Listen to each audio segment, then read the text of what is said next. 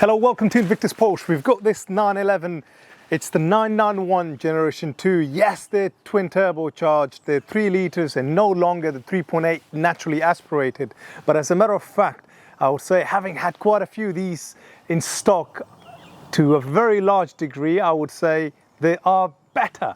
I think they exude certain qualities that make it raw and aggressive and thrilling. Just the sound you get from the turbos is absolutely exhilarating. The crackles, the pops, the bangs, and you just get a lot more gruntier sound. And one of the main reasons for that is obviously the turbo gives it a character of its own.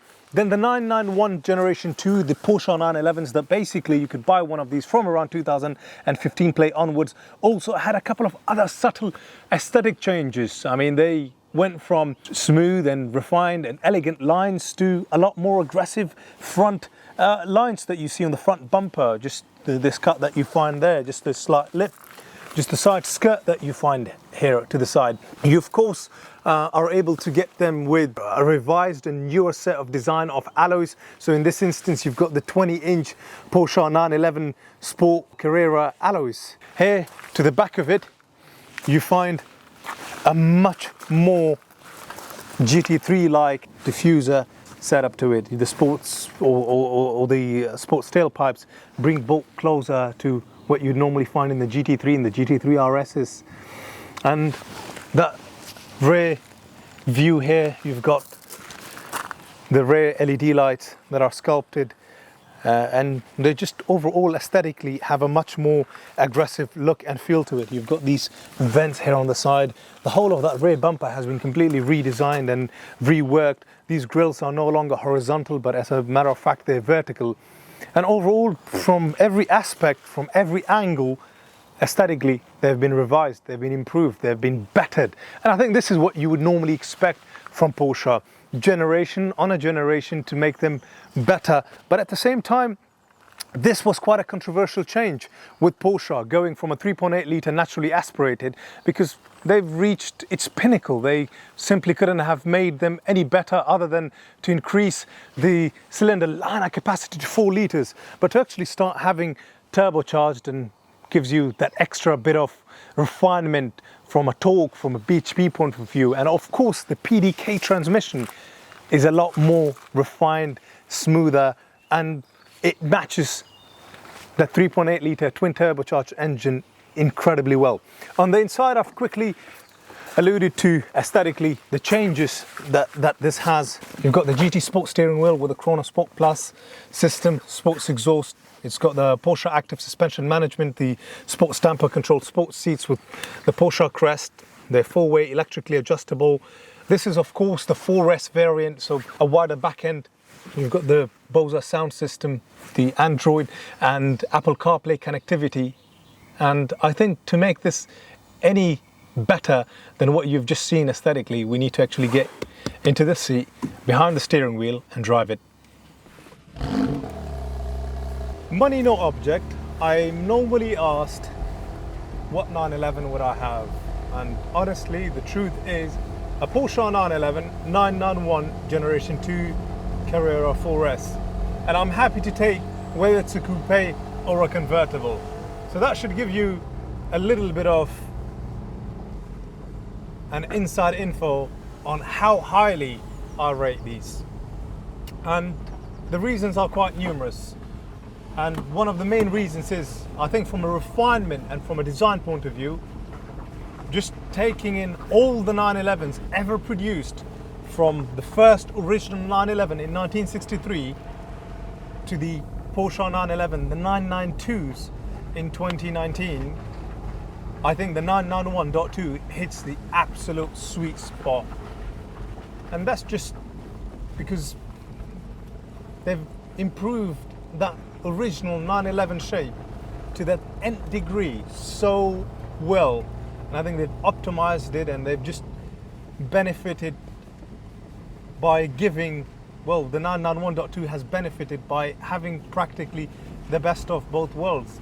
Design, engine, just the difference between, or well, the balance between how much analog in terms of buttons you had and the whole raw engagement feel that you would normally find in a 911, balanced perfectly alongside all the technology that they could possibly put into them. And just let's hear the sound. This is with the sports exhaust off, and now this is it being on.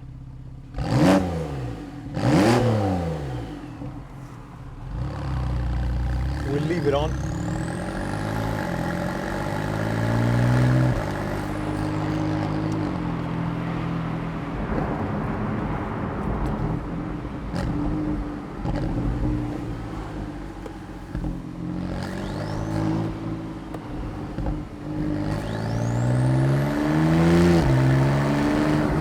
Immediately, it's just so refined, so responsive.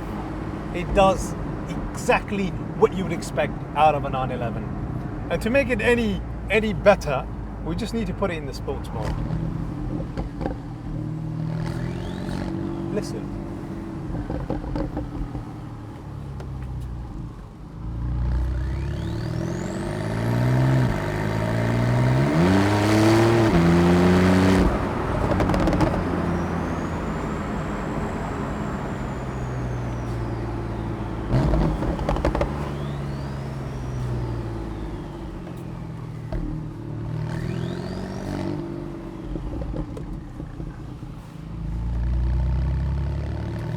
I could practically be doing this all day, every day, sitting in a 991.2 Carrera 4S, just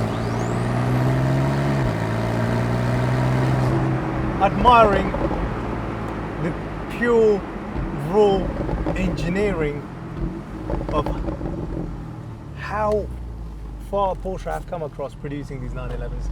And the reason I think, for me, the buck stops at the 991.2 is because, you know, some people might not like this, but the 992, the newer 911s, unfortunately, that back end, yes, it's gorgeous with a whole LED thing at the back, but you know, that's what a Panamera looks like. And that's what a lot of other modern cars look like from that rear end point of view.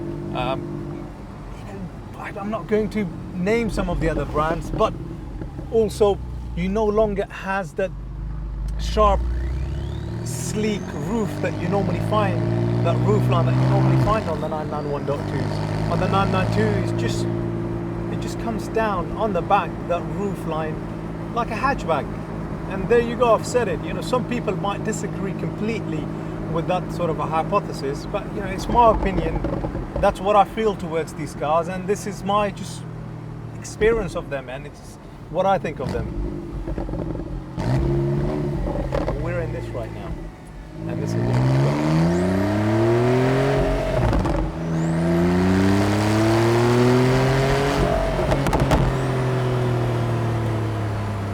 The crackle, the pop, the bang, the gruntiness of it is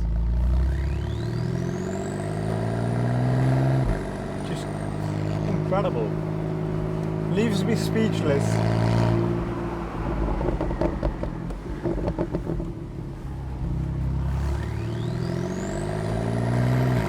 And this is just local driving that I'm doing. Local driving, poodling around in this village. It sounds great. It's refined. The PDK transmission offers what it's meant to offer from a modern sports car. But at the same time, the 911, these 3 digits carry a lot of weight.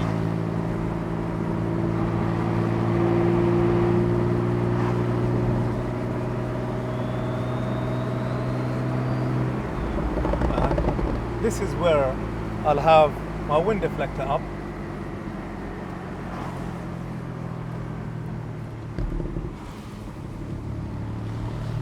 These windows up, the back windows up, and I'll be putting my foot down.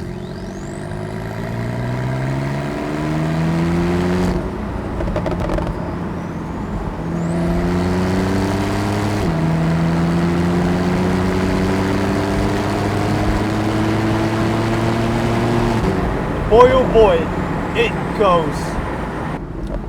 Well, what can we expect out of this beautiful Porsche 911 3-litre twin turbocharged engine. From a BHP point of view, you're looking at the engine behind the rear axle producing 414 brake horsepower. Not much of a difference when you compare it with the 3.8 litre naturally aspirated, as a matter of fact producing 395 bhp, this doing 414 bhp. But the twin turbocharged offers you a lot more tuning options. If you are thinking of remapping it or tuning it, it's not something I would recommend, but you've got the potential to actually do that to this generation of the 911s. Torque wise, it's gone from 420 Newton meters of torque to 500 Newton meters of torque. The top speed is also increased, not by a great deal, it's only by about 3 miles an hour, now to 187 miles per hour. And the 0 to 62 times is where they've made a big, massive improvement. That's dropped from around 4.5 seconds to 4 seconds. And that's quick. And that's everything you needed to know on the performance side of this 911. These cars, or the Porsches, or the 911s, have never been, I think, about a car that one needs to drive well, drive fast to prove a point. Yes, I think it would benefit massively from being driven well, and I think a lot of people, I would say, do take really great care of them. But I think where they come to a place of its own, it's just the way they handle, the way they corner, the precise, the build quality is absolutely out of this world when you compare it to many other sports cars. And this with the GT Sport steering wheel with the paddle shifts, the gears were just so precise. Second gear, 45 miles an hour.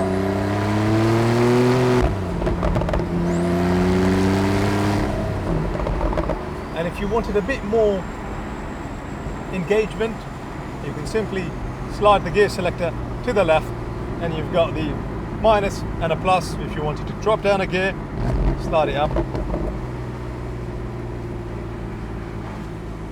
And if you wanted to go up a gear, push it up. Let's go to second.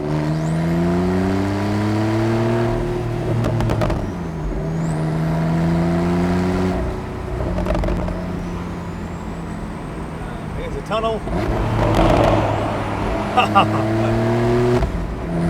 Got to make use of a tunnel.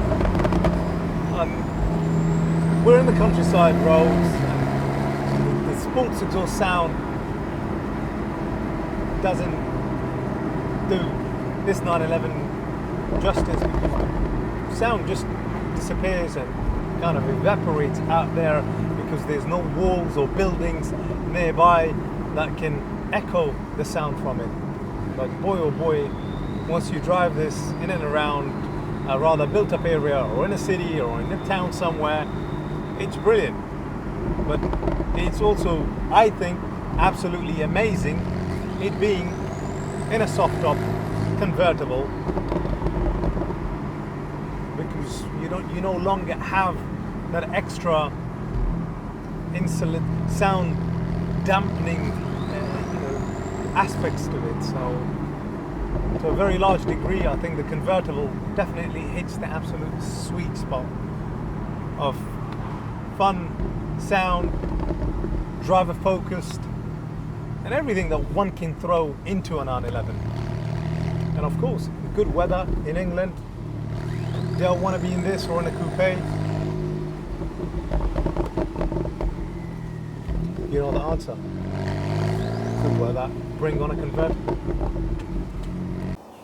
Now, in terms of the service history and the owner's history, the Porsche 911, well, not the GT3 RS, the Porsche 911, the 991.2 Carrera 4S, has got 3 owners from new. On the V5, it will say 2 former keepers, but the current third owner, Mr. Gary Bond, has owned it from June 2017. That's quite a long time owning a 911 for. It's been well maintained, well looked after, and drives still as it's just left the production line. Now, in terms of the service history, This has a pretty impressive service history. The first service was done at 11,000 miles in 2018 at Porsche Center, Sutton Coldfield, and so has the second service at August 2020 at 28,000 miles. Now, the third service was done in September 2022 at 41,934 miles. And just from the servicing in itself, that last service was done at a Porsche specialist. Just from the servicing itself, it's been serviced when needed, when required. It's been well maintained. The tires, the discs, the pads, I mean, we've had the vehicle PDI'd. It's all in really good, tip-top condition. Drives tight, drives well, and drives as it's just left the production line. All in all, hopefully I've satisfied you with answering all your questions, sharing the owner's history, the service history. If this is what your cup of tea is, it's available. It will come with a pretty good warranty as well. And should you want to extend that warranty with us, you can also do so. Now, lastly, don't forget to subscribe to our channel if you've liked our videos or our content. We've got quite a few videos on our channel reviewing Porsches and all sorts of other cars because we are petrol heads. But the most important thing is, don't forget to engage with us, comment, let us know what you think, in terms of what we've reviewed and what we've shared with you, and the money that we actually make from it, which is a very key part of it, because YouTube is all monetized. We donate that to a UK registered charity. That money gets used for humanitarian projects like building a wells, well, not just one well, but wells in Afghanistan. We currently have a school being built through that money in Afghanistan, as well as sponsoring orphan kids to give them an opportunity by taking them off the streets and sending them to a good, decent school and giving their mothers an opportunity to actually have, a good chance at life. That's through their kids, or, giving them an opportunity at life to let them know that there are people out there in the world that like to give back a little bit, and this is our way of giving back. And of course, this is through your time, because you've watched the video or you've watched some of our videos, you've subscribed, and it means a lot to us. It means a lot to the money that's raised, and hopefully fulfills and completes our journey in life. So thank you so much. It means a lot, and see you in the next video. Bye bye.